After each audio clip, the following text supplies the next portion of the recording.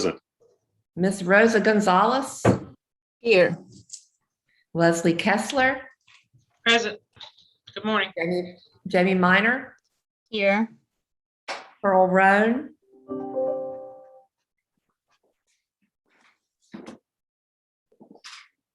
Crystal Oslin.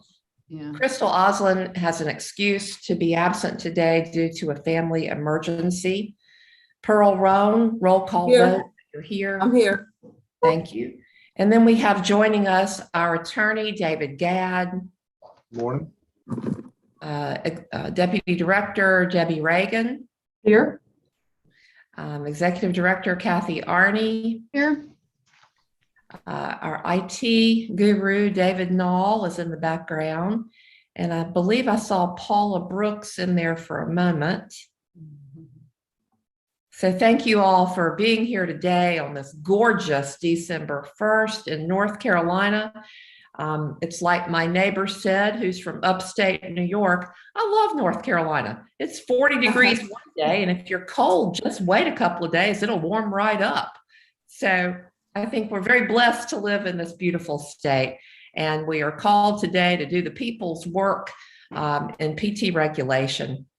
The first order of business is I need to have you review the agenda for a moment and remember that we will be going into closed session sometime mid-morning. We will be recognizing Cindy Kiley for her expert gift and service to the board for these many years. We'll be doing that over the lunch hour and then conclude the afternoon session.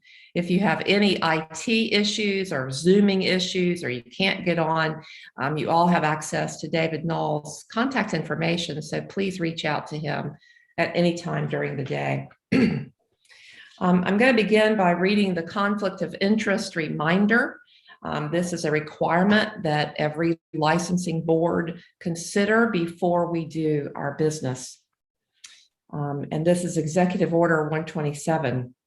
At the beginning of each meeting, the chair shall remind the members of their duty to avoid conflicts and appearances of conflict and inquire as to whether there is any known conflict of interest or appearance of conflict with respect to any matters coming before this board.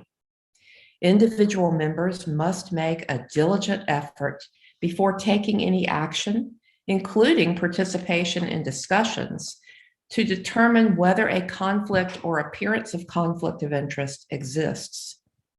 Individual members have an affirmative duty to inquire of their business associates, families, and close friends of any issue that may come before the board. If a member has a question regarding his or her particular situation, that member should ask direction from the chair, or in the event of the chair's unavailability, the vice chair. So I ask, does anyone on our board have any conflict of interest they need to disclose at this time? No. I see a unanimous no among all the board members, so thank you for that consideration. At this time, you know that you've had vouchers that have been sent to you for today's meeting.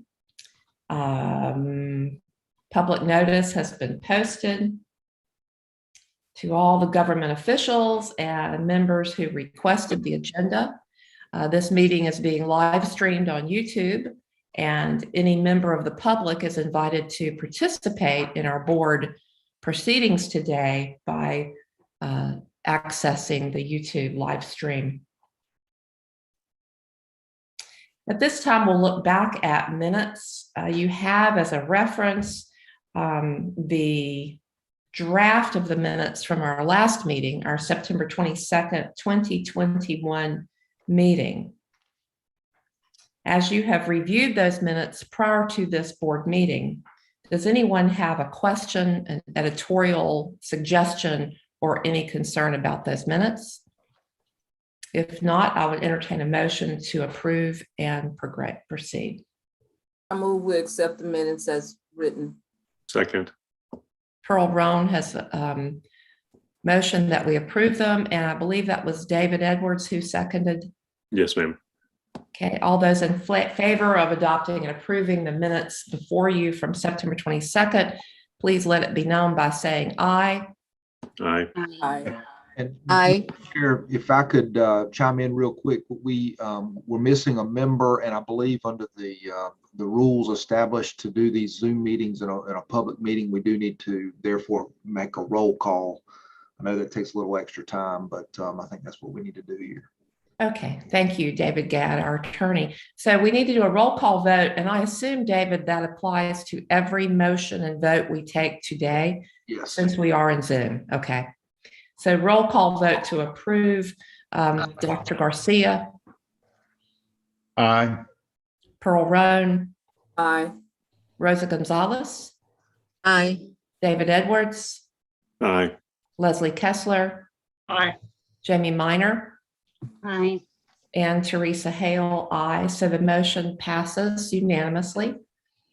Let's move on to applications for review. Kathy.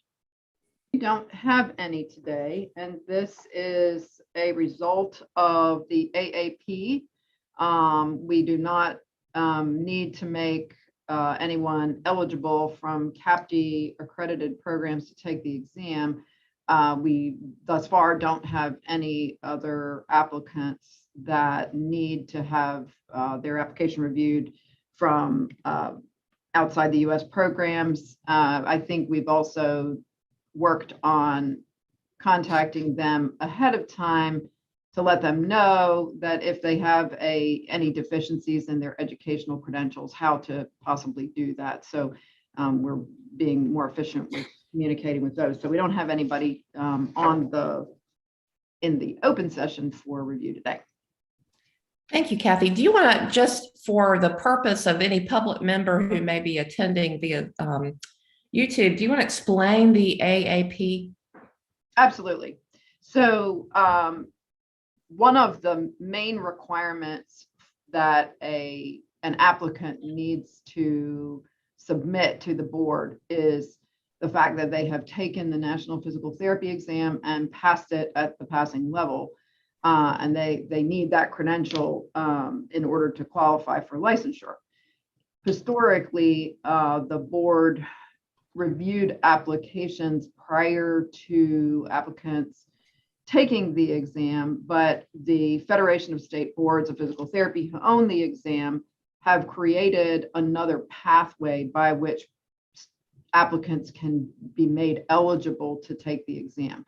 The requirements for taking the exam alone are just one piece of an application for licensure, and the Federation has a certain set of eligibility requirements that can be done quickly and easily from the school to the student to FSBPT, and then they can be made ready to take the test.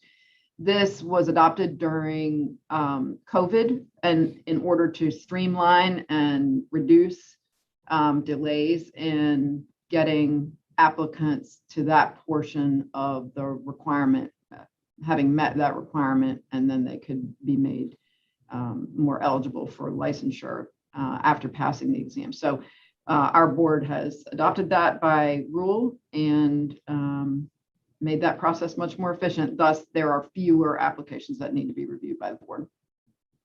And AAP stands for Alternative Approval Process, right? Alternate approval pathway, yes. Pathway. Okay. Thank you, Kathy. You're welcome. On your agenda, the next item is to go into closed session. Kathy, do you want to do that now or jump ahead and come back to it? I don't think there's any reason not to go into closed session now.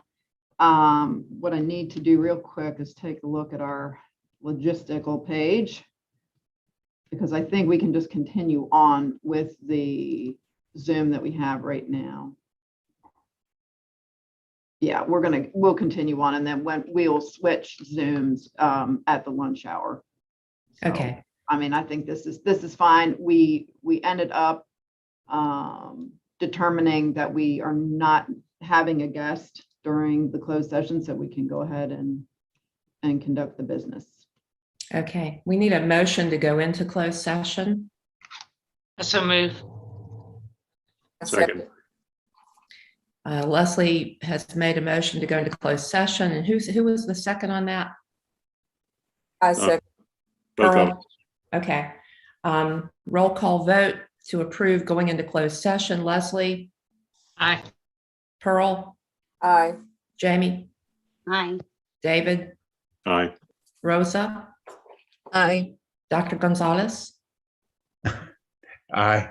Okay, thank you. And Teresa, I. So at this time, we will go into closed